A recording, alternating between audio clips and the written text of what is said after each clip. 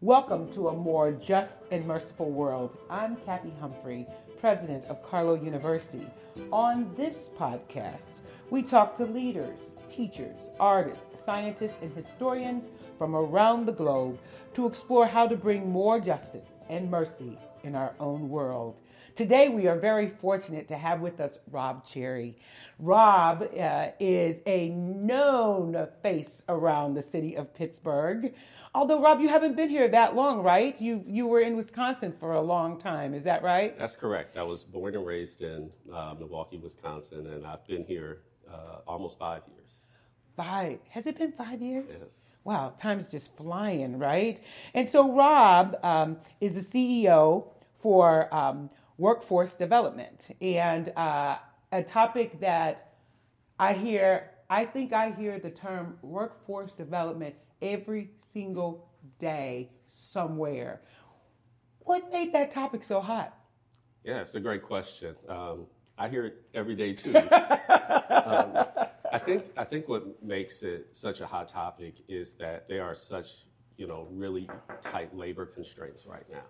And so essentially, we don't have enough people to fill all the roles. And you layer on that a large amount of individuals retiring. Mm-hmm. You layer on top of that AI innovation. Mm-hmm. And you have this labor market that over the next 10 years will be a labor market that we've never seen before. And so while employers in the past have been able to grab the next resume and fill the role, mm-hmm. It will not look like that moving forward for workforce development in the United States. So there's this balancing thing going on. We're hearing every day AI is taking away jobs, but then Rob, here you are, responsible for workforce development, saying we don't have enough people to take on these roles that are emerging. Which one is it? It's exactly what you said, and you used a perfect term because they call it the great rebalancing now. Mm. And so, and that is the process that we will have to go through to where, the largest workforce that we've had will retire from the workforce. We will recreate new jobs that, will be AI infused or have different skill sets. 20% of the jobs that are open right now did not even exist 20 years ago.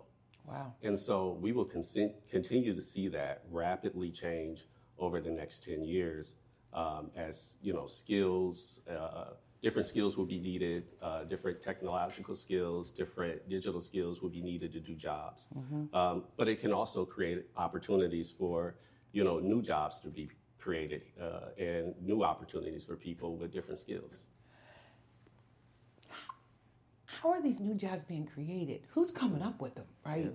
Yeah. How is that being formulated, and how do you know how to get in front of it, right? That's the tough part. How do we get in front of it is we stay really close to employers, and we understand their needs, and we understand their labor challenges, and how can we create roles inside of companies that may have been two roles before, or a role that an AI role that has never been, created in that, manufacturing plant or business before. And so you really have to stay really close to, the employer needs to make sure that you can build skills in people that are transferable enough that as the labor market changes, they'll be able to adapt new skills relatively, easy. Okay, here's a really unfair question. You ready, Rob? Yes. Look into the future. Mm-hmm. It's already unfair. Yeah. Look into the future and tell me, what do you think will no longer exist in 15 years? Yeah, that's interesting. I think a lot of customer service jobs will be augmented, but also when I get asked that question a lot, and I always explain that I remember when my parents bought a house, there was a loan officer who came to the house, mortgage broker. They sat down, they had pencils, papers went back and forth.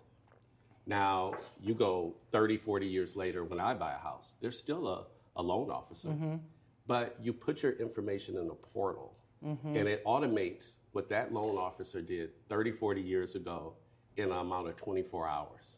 Tells you whether you've been approved or not, and then there's someone who guides you along that process. And that's how that's how automation will look. It will be human assisted.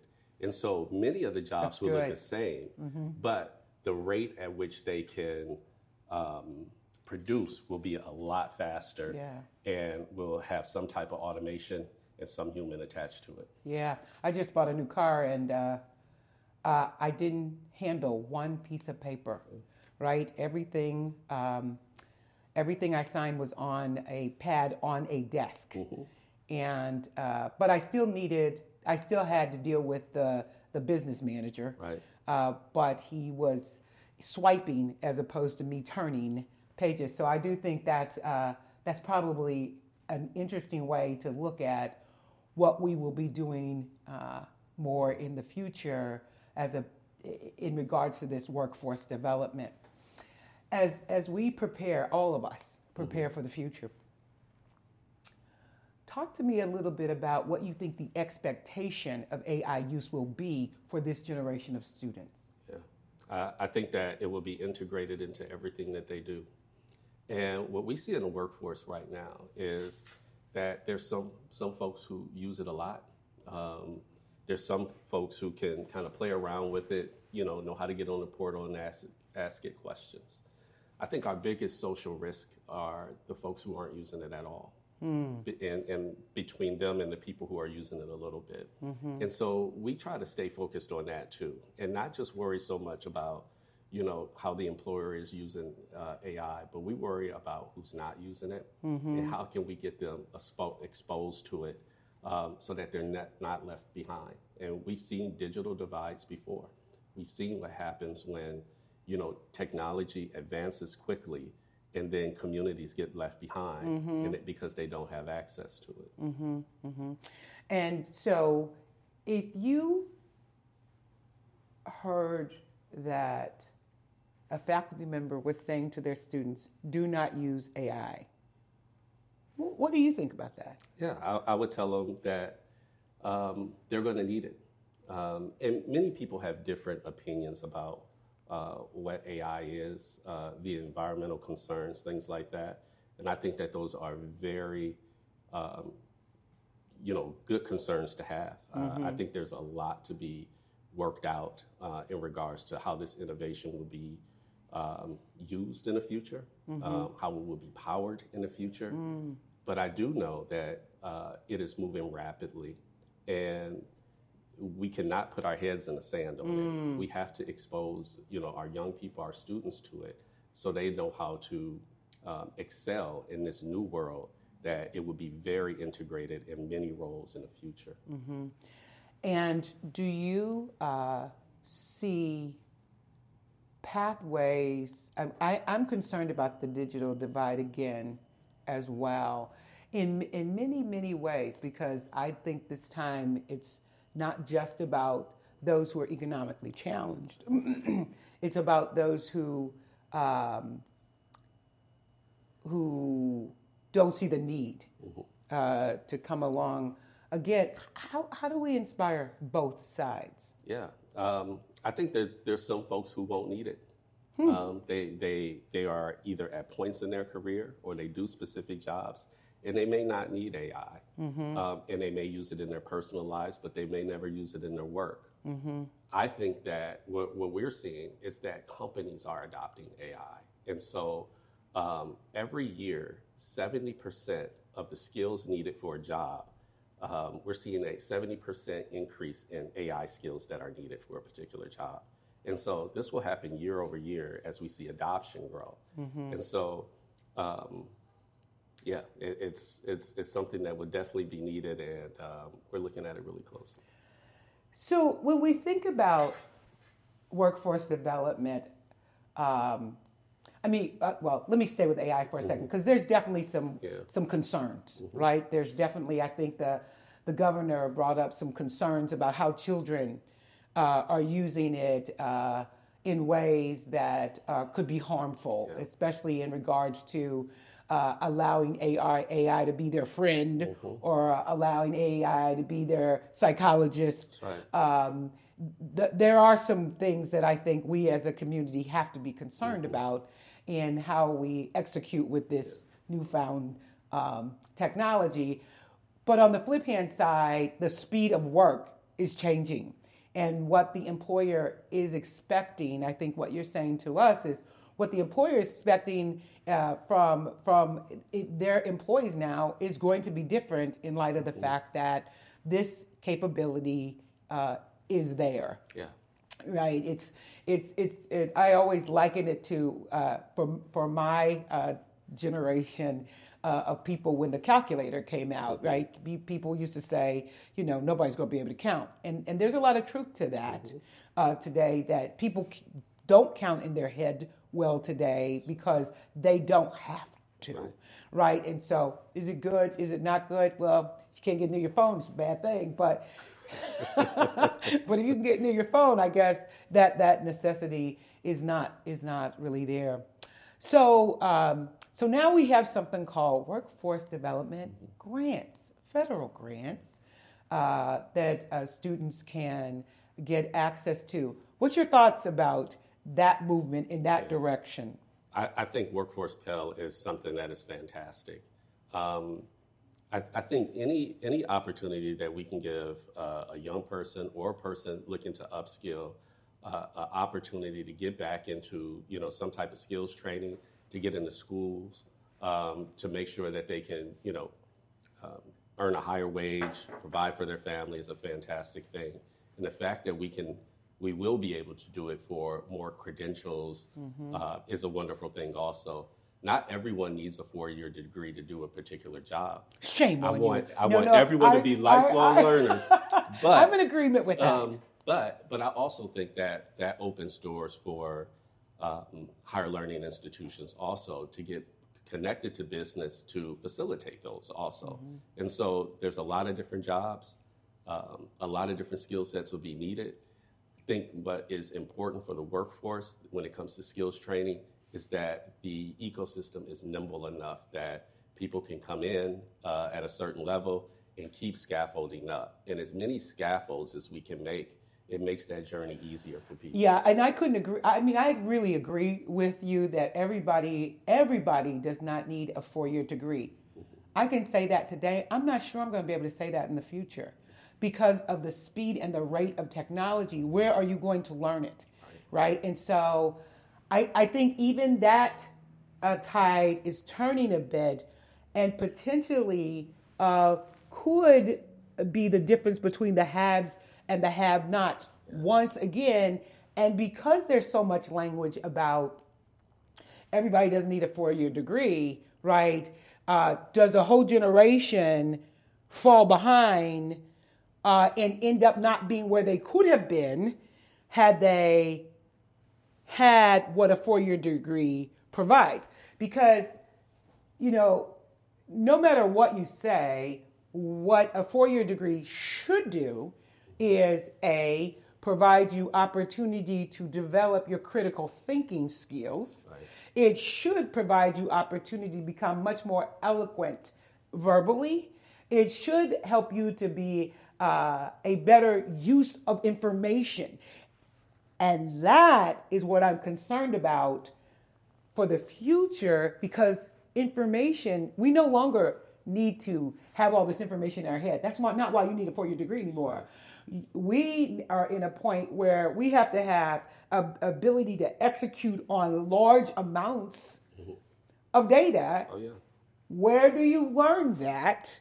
And are we in higher education really preparing that student for the future is what I think our challenge is today, because that's what makes it worth it, right, to make that kind of investment. But I am thrilled about this workforce Pell because I do believe it's going to give even more people opportunities, but it is going to require people to upskill. And we are fortunate. We have several certificates at Carlow now that provide people the opportunity to change their life in 16 months. For example, our LPN program is a life changer. The women and men in that program Many of them come to us with a CNA background, with working in the hospitals in some kind of format to, in 16 months, they are in a profession. They are making a wage that their families really can live in, and they have changed their families for generation because of that investment. So I'm thrilled that they're going to be eligible for Pell. And I do also believe that more careers are going to be spun because of the Pell Grant, because people will have capacity to take advantage of it that they did not have in the past. What programs do you think that you would like to see on many college campuses today that they're just not there, and we need more help to create those certificates? I think more stackable programs like your LPN program, where there is one level of job that a person can do in healthcare, where you start off, and then there is a pathway you can see forth between work and education that you can keep scaffolding up. Mm-hmm. And I think that's how, education and work will kind of coexist kind of moving forward.